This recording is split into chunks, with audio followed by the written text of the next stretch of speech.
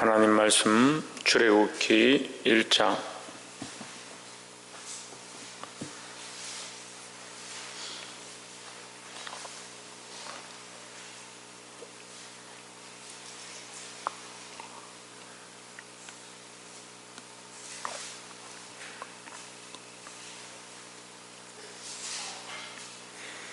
출애굽기 1장. 야곱과 함께 각 기곤속을 데리고 애굽에 이른 이스라엘 아들들의 이름은 이러하니 이사갈과 스불론과 베냐민과. 이미 애굽에 있는 요셉까지 야곱의 혈속들이 모두 70인이었더라.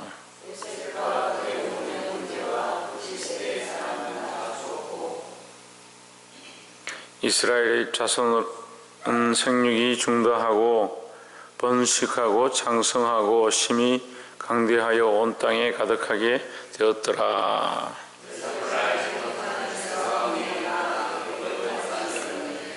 그가 그 신민에게 이르되 이 세상 이 백성 이스라엘 자손이 우리보다 많고 강하도다.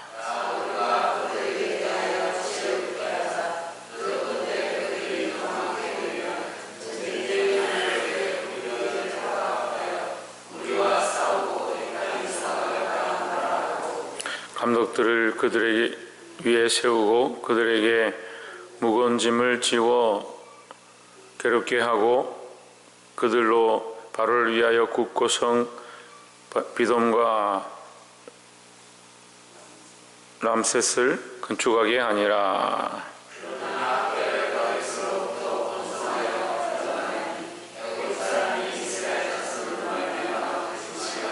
이스라엘 자손의 역사를 엄하게 하여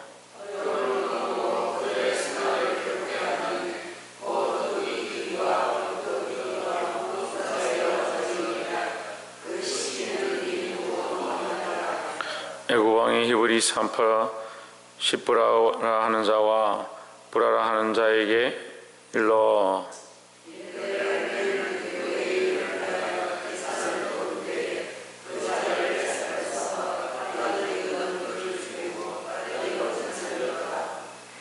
그러나 산파들이 하나님을 두려워하여 애굽 왕의 명을 어기고 남자를 살린지라.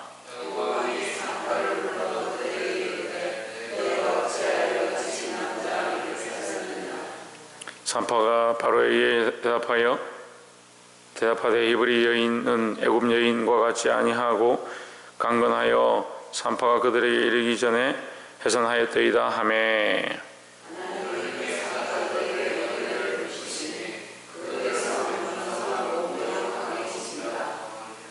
산파는 하나님을 경외하였으므로 하나님이 그들의 집을 왕성케 하시니라.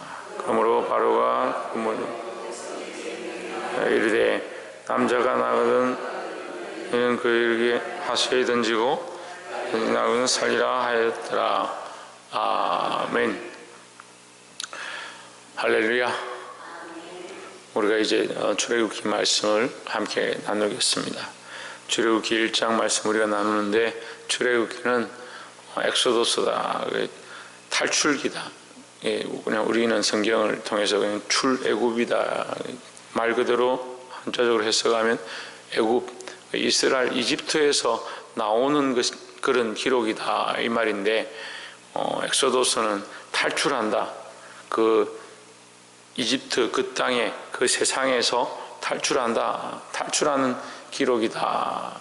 그 기록은 누가 이루어 주시냐? 하나님이 이루어 주신다. 왜 그들로 거기서 나오게 하고 탈출하게 하느냐?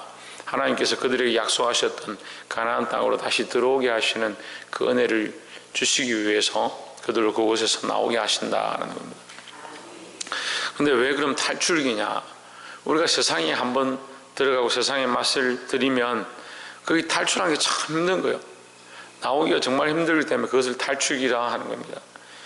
지금 사람들이 말씀을 들어도 잘 깨닫지 못하는 이유가 뭐냐? 가치관이 세상에 있습니다. 삶의 터전도 세상에 있습니다. 살아가는 것도 세상에 있습니다. 공급받는 것도 세상에 있습니다. 그러니까 말씀을 듣고 하나님 나라를 바라보고 정말 선민으로 살아가야 되는데, 여전히 세상에 속해 있으니까 말씀을 들으면서 세상에 속한 삶을 살지 마라 하면 그 말씀이 너무 어렵고 그렇게 적용하고 살아가기가 힘들다라는 거죠. 보게 되기를 소망합니다. 우리는 이 땅에 속한 자들이 아니고 이 땅에 있지만 하늘에 속한 하나님의 백성들이다 하는 겁니다. 그 영원한 것들을 바라보고 믿음으로 살아 승리할 수 있기를 주의 이름으로 축원합니다. 본문의 말씀을 보면 5절에 이 12 형제들과 이미 애굽에 있는 요셉까지 야곱의 혈족이 모두 70인이었더라 했습니다. 앞에서 말씀을 끝낼 때도 70인이었더라 얘기를 했는데 출애굽기 초반에 시작할 때도 70인이었더라 얘기를 합니다. 정확하게 그 애굽 땅에 들어갔던 70명 그들을 통해서 중단 허다한 백성들 250만이나 되는 그 백성들이 그 땅에서 돌아오게 될 것, 하나님 그것을 확실하게 구별해 주신다라는 거죠. 뭐 한 몇 명 들어갔는지 모르겠다, 그런데 몇 명 나왔는지도 모르겠다, 그런 게 아니라 하나님은 택하신 백성들을 잊지 아니하시고 우리가 세상에 있다 할지라도 반드시 우리를 건져내신다라는 겁니다. 우리가 그것을 알고 하나님 우리를 향한 그 계획들이 정확하신데, 우리가 세상에 속해서 세상에 발을 담그고 세상을 짝하게 되면 하나님이 원하시는 뜻, 영원한 나라에 대한 약속을 잊어버릴 수 있다는 거죠. 그러니까 우리 정신을 차리고 그 하나님의 그 약속을 바라보시길 소망합니다. 6절에 요셉과 그의 모든 형제와 그 시대 사람은 다 죽었고, 7절에 이스라엘 자손은 생육이 중다하고 번식하고 장성하고 심히 강대하여 온 땅에 가득하게 되었더라 했습니다. 자, 우리가 이 말씀을 보면 그들이 뭐 번식을 잘하고 건강하고 자녀를 잘 낳아서 이렇게 기록되어 있지만 사실은 이 결과는 뭡니까? 하나님의 약속이, 하나님의 언약이 이루어진 것이다 라는 거죠. 하나님의 언약은 계속 이루어지고 있습니다. 하나님은 계속 여전히 당신의 그 약속을 이루어 가십니다. 문제는 우리가 그 약속을 붙잡고 있는가? 우리는 하나님의 약속을 바라보고 그 믿음을 바라보고 그 영원한 것들을 바라보고 있는가? 그게 중요하죠. 왜 중요합니까? 하나님은 여전히 우리를 놓지 않고 있으니까 우리가 하나님을 똑바로 붙잡으면 된다는 거죠. 그래서 좀 믿음이 없는 사람들, 하나님 우리를 좀 붙잡아 주십시오, 하나님 우리를 놓지 마십시오, 하나님 우리를 버리지 마십시오 이렇게 하는데, 물론 우리가 그런 기도를 하고 그런 생각들을 하지만 실제로 하나님 놓지 않습니다. 문제는 뭐냐? 인간들이 자꾸 하나님을 떠나는 겁니다. 인간들이 자꾸 하나님을 배반해서 세상으로 가버리고 하나님 기뻐하지 않냐는 삶을 사는 것이 문제지. 하나님은 우리가 분명히 알아야 될 것, 하나님은 언약을 바꾸지 아니하시고 하나님은 신실하게 그 약속을 이루어 가신다라는 거예요. 이것을 잊지 않고 믿음으로 사시기를 주의 이름으로 축원합니다. 두 번째는 10절에 자, 우리가 그들에게 대하여 지혜롭게 하자. 두렵건대 그들이 더 많게 되면 전쟁이 일어날 때 우리 대적과 합하여 우리와 싸우고 이 땅에서 갈까 하노라 하고 했습니다. 이 새로운 왕이 나고, 그러니까 이제 바로가 죽고 그의 뭐 아들이 됐든 그 다음 아들이 됐든 어쨌든 바로가 계속해서 왕이 되지만 우리가 보기에 그냥 바로 이렇게 하지만 그것은 이제 그 왕들의 시족의 이름이고 그 왕의 세대가 다 다른 세대가 태어나는 겁니다. 그러니까 요셉을 모르고 요셉의 은혜로, 다시 말하면 하나님의 은혜로 그 민족이 살게 됐다는 것 잊어버린 세대가 났다는 거죠. 그래 나니까 쉽게 말하면 하나님 모르는 왕들이 난 겁니다. 그래서 하나님 모르는 왕이 나니까 이 이스라엘을 박해하기 시작하는데 그들이 어떻게 박해하느냐? 사람의 지혜로 박해하는 겁니다. 자기들이 지혜롭게 10절에 그들이 우리가 그들에게 대하여 지혜롭게 하자 했습니다. 그래 인간의 지혜는, 세상의 지혜는요 참 좋은 것 같고 맞는 것 같이 보이지만 사실 세상의 지혜는 결국 우리를 넘어뜨린다는 거죠. 근데 세상의 지혜를 가지고 있는 사람들이 참 많이 있습니다. 머리가 좋고 세상에 학문들이 뛰어난 사람들이 많이 있습니다. 그럼 우리 그 세상의 지혜를 어디 써야 되냐? 하나님 아는데, 하나님 알아가는 데 써야 됩니다. 근데 많은 사람들이 그 세상의 지혜를 가지고 들어와서 교회를 바꾸려고 하고 하나님의 말씀을 바꾸려고 하고 하나님의 뜻을 변질시키려 하는 데 씁니다. 세상의 것들을 끌고 와서 교회에 적용하는 거 괜찮습니다. 그런데 세상의 것들을 가져와서 하나님의 뜻을 세우려고 하는 게 아니고 세상의 것을 가지고 와서 세상의 나라를 세우고 하는 거예요. 이게 심각한 거죠. 이게 문제죠. 왜 세상의 나라를 교회에다 세우려고 합니까? 그러니까 세상의 영광을 교회에 세웁니다. 규모를 크게 하고 사람들이 많이 모이고 돈이 많이 모이는 것, 그것을 기뻐합니다.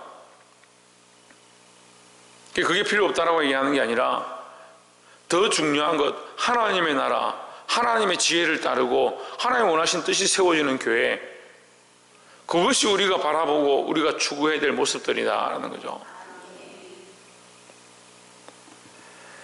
11절에 감독들에게 그들 위해 세우고 그들에게 무거운 짐을 지워 괴롭게 하여 그들로 바로를 위하여 굳고 성 비돔과 람세스를 건축하게 하니라 하였습니다. 이 세상 지혜는 그들을 박해하지만 하나님은 여전히 뭘 하시냐? 12절에 그러나 학대를 받을수록 더욱 번식하고 창성하니 애굽 사람이 이스라엘 자손을 인하여 근심하였다 했습니다. 그들은 사람의 지혜로 박해했지만 하나님의 지혜를 이길 수 없으니까 하나님 어떻게 하시냐? 그들을 번성케 하시는 겁니다. 그러니까 하나님의 지혜는 세상의 지혜가 이길 수 없는 거예요. 당장에 세상의 지혜가 이기고 세상의 지혜가 옳은 것처럼 보이지만 하나님의 지혜를 이길 수 없습니다. 그래서 우리는 뭘 바라봐야 되냐? 하나님을 바라보고 하나님의 지혜를 따라 살아가야 된다는 겁니다. 이것을 다시 말하면 세상이 감당하지 못한다. 그들의 방법과 군사력과 그들이 가지고 있는 모든 권력을 썼지만 결국 그들을 이기지 못했다 이 말이죠. 그들은 여전히 번성했다. 단어는 그렇게 되어 있지만 실제는 뭡니까? 그들이 하나님의 언약을 이길 수 없었다. 우리가 6절에서 보았던 7절에서 보았던 것처럼 하나님 여전히 뭐 하신다? 그들에게 은혜를 베푸시고 번성케 하시고 그들을 창대케 하시는 것은 그 하나님의 언약의 신실함을 이루어 가신다. 세상이 우리를 박해하고 세상과 타협하도록 만들고 세상의 지혜를 끌고 따라가도록 그렇게 하지만 하나님은 여전히 뭐 하시냐? 하나님의 신실하심을 우리 안에 붓고 계시다라는 거죠. 그러니까 우리는 누구를 바라봐야 되냐? 하나님을 바라보고 하나님을 붙잡아야 된다는 거죠.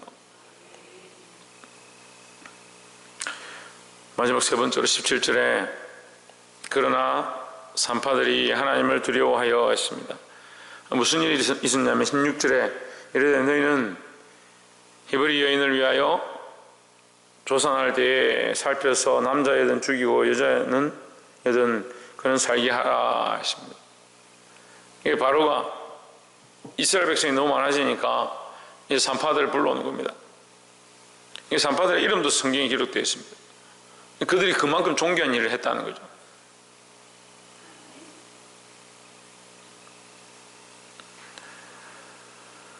이 산파들을 시켜서 이제 아기가 태어나거든 여자면 살리고 남자면 죽여버리라. 왜냐하면 해산하고 아기를 낳았는데 여인들이 자식을 낳고 나면 사실 밑이 안 보입니다. 본인이 누워서 모든 힘을 다 썼기 때문에 누가 태어났는지 아기 상태가 어떤지 모릅니다. 그래서 항상 저는 안 나봐서 실제로 놓는 장면이 없어서 모르겠지만 TV나 이런 장면들을 보면 낳고 나면 아기가 남자입니까? 여자입니까? 남자아들입니까? 여자아들입니까? 건강합니까? 어떻습니까? 묻습니다. 왜냐하면 자기가 볼 수가 없으니까. 그러니까 볼 수가 없는데 산파들이 손으로 어떻게 해버리면 방법이 없죠. 근데 이 산파들은 어떻게 하냐? 보이는 왕이나 보이는 권력이나 자기들이 할 수 있는 것보다 뭘 두려워하느냐? 하나님을 두려워했다는 거죠. 우리가 할 수 있는 게 쉬운 일들이 정말 많습니다. 할 수 있는 건 쉬운 거예요. 근데 할 수 없는 게 어려운 거죠. 할 수 없는 게 뭐냐? 하나님을 두려워하는 게 우리가 정말 해야 될 일들입니다. 근데 사람들은 하지 말아야 될 것들이 너무 쉽고 해야 될 것들은 어렵다 생각하는 겁니다. 해야 될 것은 하나님을 두려워하고 하나님을 경외하고 하나님 말씀을 따라가는 것입니다. 근데 그 하나님 두려워하고 하나님 경외하고 하나님 말씀대로 사는 거 안 하면 쉬워요. 살기 쉬워요. 이 산파들도 마찬가지입니다. 자기들의 목숨이 경각간에 있으니까 우리는 그냥 성경을 시켜보지만 이 여인들은 지금 목숨을 걸고 하는 거예요. 목숨을 걸고. 만약에 그들이 그 아이들을 살렸다는 사실을 바로가 알게 되면 어떻게 되겠습니까? 그들을 죽여라 했던 그 바로가, 남자 아이들 죽이라고 했던 바로가 그 산파들 얼마든지 죽일 수 있습니다. 근데 17절에 그러나 산파들이 하나님을 두려워하여, 뭐가 중요하냐? 하나님을 두려워하는 것이 중요하다. 이것이 세상의 지혜를 따라가는 것이 아니고 하나님의 지혜를 따르는 방법이다 하는 거죠. 하나님을 두려워하여 애굽왕의 명을 어기고 남자를 살린지라. 18절 애굽왕이 산파들을 불러서 그들에게 이르되 너희가 어찌하여 이같이 하여 남자를 살렸느냐. 19절에 산파가 바로에게 대답하되 히브리 여인은 애굽 여인과 같지 아니하고 건강하여 산파가 그들에게 이르기 전에 해산하였더이다 하며 했습니다. 이것을 이제 19절을 지혜로운 거짓말이다 이렇게 합니다.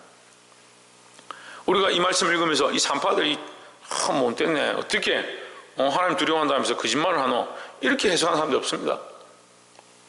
산파들이 하나님을 두려워하기 때문에 사람을 기쁘게 하는 말을 하는 게 아니라 하나님을 기쁘시게 하는 말들을 하는 겁니다. 물론 또한 히브리 그 여인들이 더 강건한 것도 맞고 더 지혜롭게 말하는 거죠. 이게 사람의 지혜와 하나님의 지혜가 다른 겁니다. 사람의 지혜는 뭐라고 합니까? 그들을 노역을 어렵게 하자. 노역을 어렵게 하니까 안 되니까 그들을 죽여라.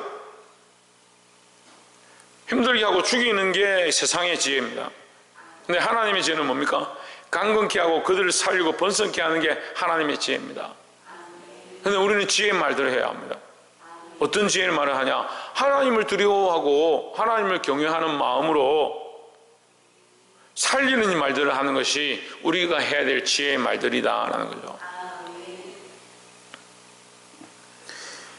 20절에 하나님이 그 산파들에게 은혜를 베푸시니라. 백성은 생육이 번성하고 심히 창대하여 했습니다.